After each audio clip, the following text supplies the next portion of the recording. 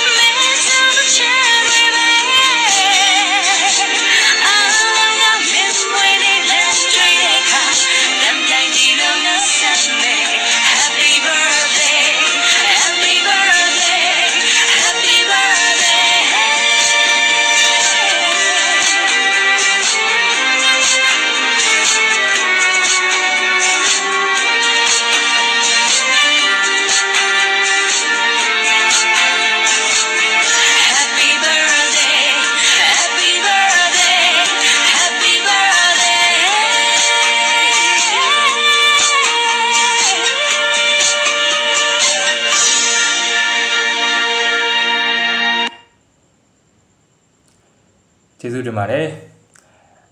မိတ်ဆွေတို့အနေနဲ့လည်းပေါ့နော်ကို ချစ်ခင်ရတဲ့ပေါ့နော်ကိုယ့်ရဲ့မိတ်ဆွေတငယ်ချင်းမိသားစုဝင်တွေကိုဒီလိုမျိုးမွေးနေ့ဆုတောင်းစကားလေးတွေဒါပေးပို့ခြင်းနဲ့ဆိုရင်လည်းကျွန်တော်ရဲ့အစီအစဉ်လေးကိုဒါပေးပို့ပြီးတော့တောင်းဆိုနိုင်ပါတယ်လို့အားလုံးကျေးဇူးတင်ပါတယ်ခင်ဗျာ